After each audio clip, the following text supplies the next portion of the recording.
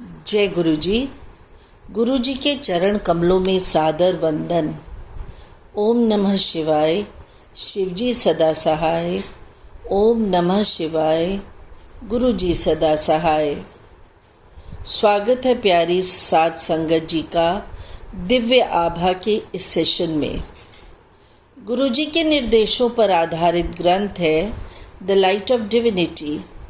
उसी का ही हिंदी अनुवाद दिव्य आभा नाम की पुस्तक से प्रसिद्ध है। आज का प्रसंग है परम पिता का संतान सुख। आशीष। सर्वप्रथम जून 1998 में मुझे गुरु जी के दर्शन का सौभाग्य प्राप्त हुआ। मेरे मामा जी गुरु जी द्वारा अपने हृदय रोग के चमत्कारी निवारण के संबंध में उनके बारे में चर्चा करते रहते थे। मेरे मामा जी को उनके हृदय रोग विशेषज्ञ ने अति शीघ्र बाईपास शल्य चिकित्सा का सुझाव दिया था। अपने आप को मानसिक रूप से तत्पर कर वे गुरुजी का आशीर्वाद लेने गए। गुरुजी ने अपने पास बिठाकर उनको अपने पांव दबाने को कहा, फिर उनसे उनके स्वास्थ्य के बारे में प्रश्न किया। मामा जी ने उन्हें उत्तर दिया और प्रस्थान करने की आज्ञा मांगते हुए उनसे होने वाली शल्य चिकित्सा की सफलता के लिए कृपा बनाए रखने का आग्रह किया। गुरुजी बोले, उन्होंने उनका बाईपास कर दिया। यह मामा जी जैसे श्रद्धालु के लिए विश्वास करना कठिन था, पर उन्हें प्रसन्नता थी कि गुरुजी ने उन्हें धन्य कर दिया था। अगले दिन प्रातः मामा जी प्रवेश पूर्व परीक्षणों के लिए चिकित्सालय गए। परिणाम के अनुसार उनका हृदय ठीक से कार्य कर रहा था। हृदय रोग विशेषज्ञ के निष्कर्ष के अनुसार उनकी अच्छी निद्रा के कारण परिणाम सही थे। उन्होंने मामा जी को एक अन्य प्रयोगशाला से परीक्षण कराने को कहा। पुनः जब वही फल सामने आए तो चिकित्सक अचंभे में पड़ गए। तब मामा जी ने पूर्व रात गुरुजी का प्रसंग सुनाया तो चिकित्सक को गुरुजी के दिव्य हस्तक्षेप पर चुप्पी साधने के अतिरिक्त कोई और स्पष्टीकरण नहीं सूझा। यद्यपि अब मुझे गुरुजी के प्रभाव के बारे में ज्ञान था, उन दिनों श्रीनगर में रहने के कारण उनके दर्शन नहीं कर पाया। मैं दिल्ली थोड़े समय के लिए कार्यवश ही आता था। सौभाग्य से अगली बार जब मैं दिल्ली आया तो मामा जी ने शुभ समाचार दिया कि गुरुजी दिल्ली में ही हैं और हम उनसे मिल सकते हैं। उसी संध्या को हम एम्पायर स्टेट गए। हमारे पहुंचने तक बहुत देर हो चुकी थी। लंगर का अंतिम चक्र चल रहा था। गुरुजी कुछ देर के लिए अपने कक्ष में चले गए थे। हम लंगर समाप्त करने के बाद संगत में बैठे थे, तब गुरुजी अपने कक्ष से बाहर आए। गुरुजी के प्रथम दर्शन काला कुर्ता धारण किए सभागृह में प्रभावशाली निरंकारी मनोहर चाल से चलते हुए आज भी मेरे मनस्पटल पर अंकित हैं। उन्होंने मामा जी को पहचान लिया और हम नवागंतुकों को देखकर अपने पास आए। उन्होंने मामा जी को हमारा परिचय कराने को कहा और मेहरौली गुड़गांव मार्ग पर द रेंच नामक एक कृषि भवन में अपने जन्म दिवस पर आने को कहकर हमें प्रस्थान करने की आज्ञा दे दी। प्रथम दिवस और परीक्षा काल। संयोग से अगले दिन दिल्ली में अपने कार्यालय पहुंचने पर मुझे अस्थायी काल के लिए वापस श्रीनगर जाने को कहा गया। वहाँ पर कार्यरत एक नवीन अधिकारी से कुछ चूक हो गई थी और एक ग्राहक ने उच्च क्षेत्रीय कार्यालय में असंतोष प्रकट किया था। गुरुजी से उनके जन्मदिवस के अवसर पर उनके दर्शन ना हो पाने की निराशा के साथ ही मैं श्रीनगर लौट आया। मुझे सौंपे गए कार्य में सफल होने का विश्वास था, क्योंकि मुझे गुरुजी के दर्शन और आशीष दोनों प्राप्त हो चुके थे। मुझे ज्ञात था कि सब कुछ गुरुजी की इच्छा अनुसार ही होगा। कठिन परिस्थितियों में मैं श्रीनगर और अवंतीपुर के कार्य संभालता रहा। वे ग्राहक अत्यधिक अपेक्षा रखता था और अपने अभियोग सिद्ध करने के लिए हमसे बहुत कार्य करवाता था। संभवतः उससे पूर्व मैं यह कार्य न कर पाता, पर इस बार अंतर था। मेरे पास एक आश्रय था और कठिन काल में मैं उनको याद करता था। अंततः एक मास के उपरांत उस ग्राहक ने मुझे अपने कार्यालय में बुलाया। उसने मेरे समक्ष ही क्षेत्रीय कार्यालय में फ़ोन किया और मेरे द्वारा दी गई उच्च स्तरीय सेवाओं की अति प्रशंसा की। उसने अपना अभियोग भी वापस ले लिया और मुझे प्रशंसा पत्र भी दिया। मुझे पता था इसका कर्ता कौन है। गुरुजी के पुनः दर्शन होने की उत्सुकता सहित मैं दिल्ली वापस आ गया। परिवार के सदस्य गुरुजी के जन्म दिवस आयोजन पर गए थे और नियमित रूप से एम्पायर स्टेट भी जाते रहे थे।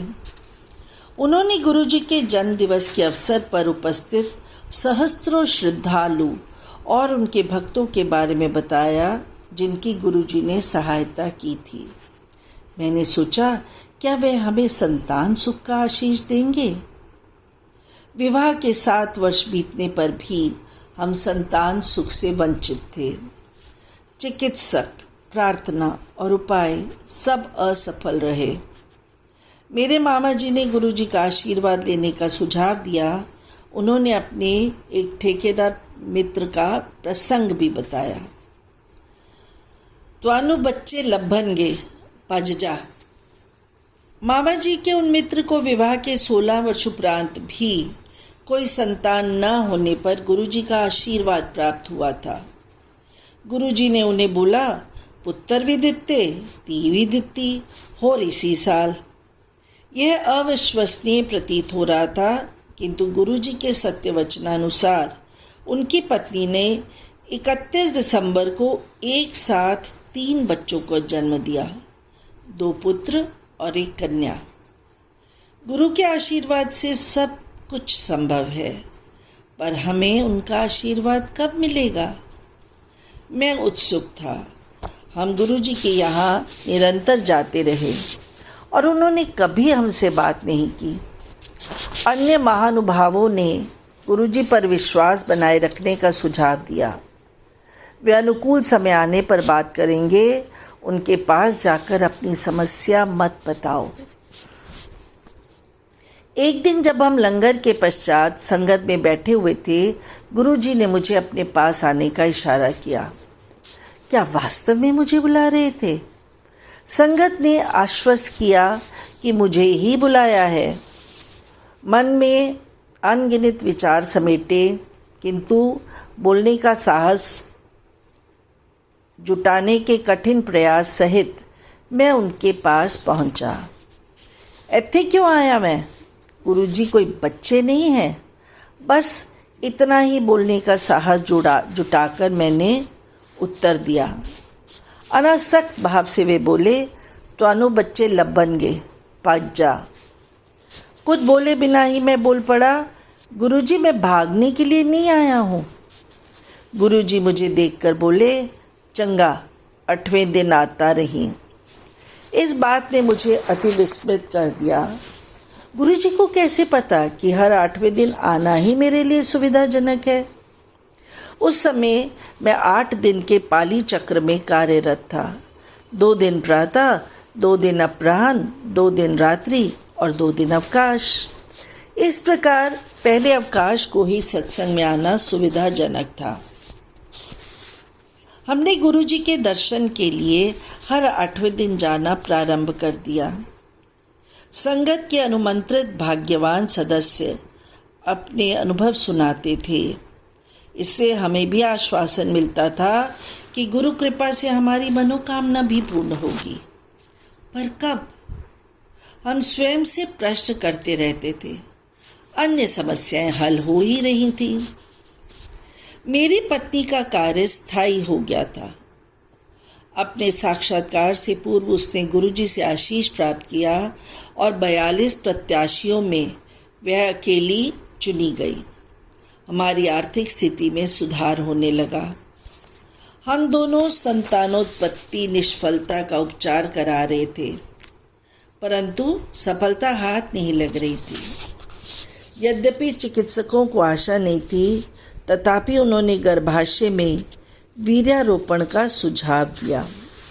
उन्होंने कहा कि यदि यह भी असफल रहा तो फिर बाह्य प्रत्यारोपण कर गर्भाशय में बिठाने का प्रयास किया जाएगा, किंतु वह अधिक मूल्यवान होगा।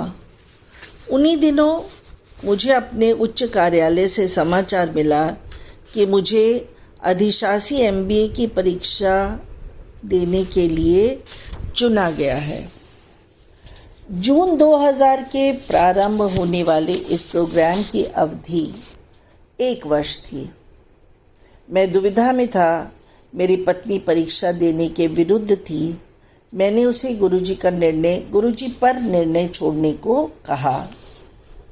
उसके अनुसार मेरे चुने जाने पर उपचार वर्ष भर बंद करना होगा।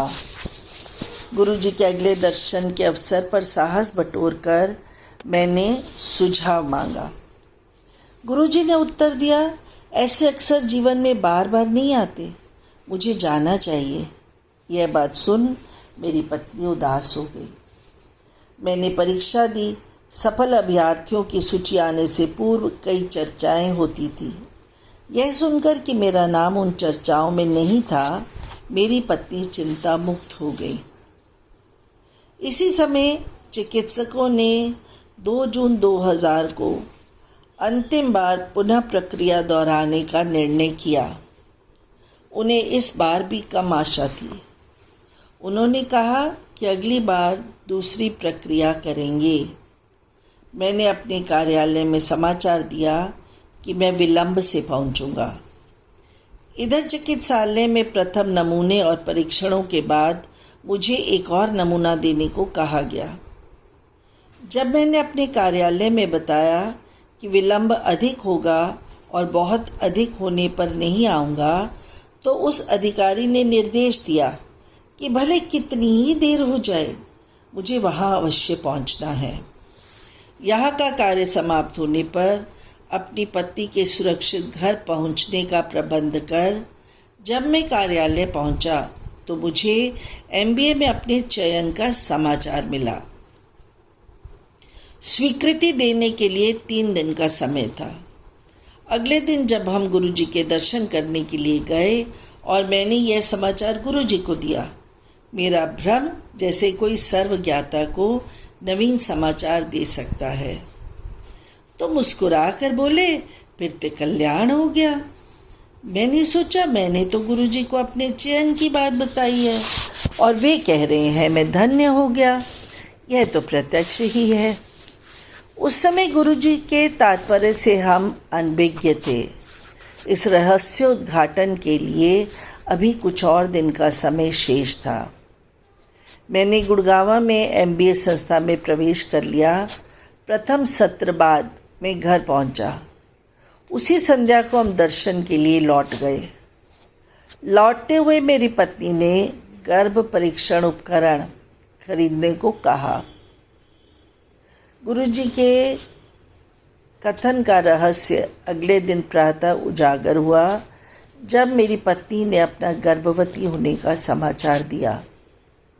गुरुजी की कृपा से कठिन परिस्थितियों में की गई अंतिम चेष्टा सफल हुई थी। हम दोनों हर्ष से विह्वल और कृतज्ञ थे। चक्षुओं में अश्रु भरे हम दोनों बहुत देर तक गुरुजी के चित्र का चुम्बन लेते रहे। उसी शाम गुरुजी के पास गए और उनके चरण कमल छूकर जैसे ही उन्हें सूचना देने के लिए मैंने अपना मुख खोला, एक बार पुनः सर्वज्ञाता को बताने की भूल करने लगा। उन्होंने मुझे चुप रहने का संकेत दिया और बोले, मैनू पता है। मेरी अनुपस्थिति होते हुए भी मेरी पत्नी का गर्भकाल सहजतापूर्वक बीत गया। इसी अवधि में उसे महाविद्यालय परिसर में ही घर मिल गया, जिससे प्रतिदिन यात्रा करने के कष्ट से मुक्ति हो गई। उसने 31 जनवरी 2001 को पुत्र को जन्म दिया। शिशु के 40 दिन पूर्ण होने पर हम गुरु जी का आशीर्वाद देने उनके पास गए। उस दिन आज्ञा लेते समय गुरु जी ने कहा, पूनम आंटी और मुंडा लेना है। मेरी पत्नी को एक अत्यधिक अचंभा हुआ, पर वह कुछ ना बोली। उसके बाद गुरुजी हर दर्शन के समय मेरी पत्नी से यही बात पूछते रहे। वे कभी भी उत्तर नहीं देती थी, पर अचरज सदा रहता था कि इतने छोटे शिशु के साथ कैसे पुनः इस प्रक्रिया को दोहरा पाएंगे। उसके अनुसार गुरुजी परिहास कर रहे थे। जून 2001 को मेरा MBA पूरा होने पर मेरा स्थानांतरण राजबंद पश्चिम बंगाल में दुर्गापुर के पास हो गया। छोटे शिशु एवं दिल्ली में अन्य उत्तरदायित्वों के कारण मेरे लिए इस समय बाहर जाना असंभव था। मैंने अपने कार्यालय में अपने विशिष्ट अधिकारियों से अनेक अनुनय विनय की, पर कोई सहायता को उद्धत नहीं हुआ। सबकी उदासीनता देखकर अंत में मैंने दिल्ली में अपने परिवार के लिए सब प्रबंध कर जाने का मन बना लिया। उस संध्या को हम गुरुजी के दर्शन के लिए गए। उसी दिन सबसे वरिष्ठ अधिकारी जिनसे मैंने स्थानांतरण रोकने की विनती की थी और वे मना कर दिए। उस दिन भी गुरुजी ने मेरी पत्नी को देखकर अपना वही प्रश्न दोहराया, पूनम आंटी और मुंडा लेना है। मेरी पत्नी ने तत्काल उत्तर दिया, यदि मेरे पति विस्थापित होकर चले गए तो मुझे पुत्र कहाँ से मिलेगा। गुरुजी मुस्कुरा कर बोले, यह तो वास्तव में तकनीकी समस्या है, वह मेरा स्थानांतरण रद्द करवा देंगे। हम उनके कमल चरण स्पर्श कर घर आ गए। 2 दिन के पश्चात मेरे एक वरिष्ठ अधिकारी ने फ़ोन किया और बोले, तुम अपनी समस्याओं के कारण ना जाने की बात करते रहते हो, तुम एक आवेदन पत्र लिखकर मुझे भेज क्यों नहीं देते। मैं देखता हूँ क्या हो सकता है। मुझे उनके मन में इस विचार की उत्पत्ति के कारण का पता था। उसके पश्चात गुरुजी के जन्म दिवस 7 जुलाई 2001 से मैंने पुनः कार्यालय में कार्य करना प्रारंभ कर दिया। तब मैं दिल्ली 2 वर्ष और रहा। गुरुजी उसके बाद भी मेरी पत्नी से निरंतर वही प्रश्न करते रहे। अप्रैल 2002 में एक दिन मेरी पत्नी ने उत्तर दिया, जैसी आपकी इच्छा। अगले दिन भी गर्भ परीक्षण के सफल परिणाम निकले। इस बार यह बिना किसी चिकित्सक पद्धति के संभव हुआ। गर्भकाल की अवधि में एक बार मेरी पत्नी ने मुझसे कहा कि इस बार कन्या होनी चाहिए, गुरुजी से इस बारे में निवेदन करेगी। अगले दर्शन के समय वे गुरुजी के चरण स्पर्श करते समय कहने ही वाली थी कि गुरुजी बोले, पहली बार मुंडिया तो दूसरी बार भी मुंडिया। उसे अपना उत्तर मिल गया और 1 दिसंबर 2002 को पुनः पुत्र को प्राप्त किया। गुरुजी ने दूसरे पुत्र का नामकरण इशुक किया। हमारी दूसरी संतानोत्पत्ति के बाद एक दिन गुरुजी ने मेरी पत्नी से प्रश्न किया कि क्या वह PhD करने का विचार कर रही है। उसने उत्तर दिया, 2 बच्चों के साथ पठन पाठन का कार्य अति कठिन है। गुरुजी ने अपना सुझाव दोहराया और बोले, पता है PhD का की मतलब होता है पागल होने का डर। इस सुझाव का कारण हमें देर में तब जाकर स्पष्ट हुआ जब मेरा स्थानांतरण मुंबई में हो गया। मेरी पत्नी मेरे साथ PhD आरंभ कर एक लंबा अवकाश लेने की अवस्था में ही मेरे साथ रह सकती थी। अपने अंतरण पत्र लेकर मैं गुरुजी का आशीर्वाद लेने गया और उन्हें अपने स्थानांतरण के बारे में बताया। उन्होंने मुझे जाने की आज्ञा दी है। प्रथम वर्ष में मैं मुंबई में अकेला रहा। इस अवधि में मैंने अनेक बार गुरुजी के दर्शन के लिए दिल्ली आया। एक ऐसे ही अवसर पर गुरुजी ने कहा कि मैं अपने परिवार को साथ ले जाऊं, नहीं तो वह एक और पुत्र दे देंगे। हमें संदेश मिल गया। पत्नी ने पीएचडी के लिए आवेदन दे दिया। गुरुजी की दया से बहुत कम समय अवधि में सब औपचारिकताएं भी पूर्ण हो गईं। फलस्वरूप मेरा परिवार मुंबई आ गया। यहाँ पर यह बताना अनुपयुक्त ना होगा कि मेरे पिता के एक मित्र जो एक निपुण ज्योतिषी भी हैं, उन्होंने मुझे बताया था कि मेरी पहली संतान 41 वर्ष की आयु में होगी। उनकी भविष्यवाणी के अनुसार मुझे 2 कन्याओं के बाद ही पुत्र होगा। इनसे ज्योतिष में संभवतः कभी गलती नहीं हुई थी। मैंने जब उनसे प्रश्न किया कि कैसे गुरुजी के आशीर्वाद से हमें पहली संतान 37 वर्ष की अवस्था में हुई और दूसरी 39 वर्ष की अवस्था में, तो वे कैसे चूक गए। उन्होंने उत्तर दिया, ईश्वर द्वारा लिखा हुआ भाग्य ही ज्योतिष से पता चलता है। गुरुजी जैसे महापुरुष जो मानव रूप में ही परम पिता हैं, भाग्य पुनः लिखने की क्षमता रखते हैं। अतः इसमें कोई शंका नहीं होनी चाहिए कि हमारे प्रारब्ध कर्म को बदलने वाले स्वयं भगवान के अतिरिक्त कोई और नहीं है। It will be continued in the next session.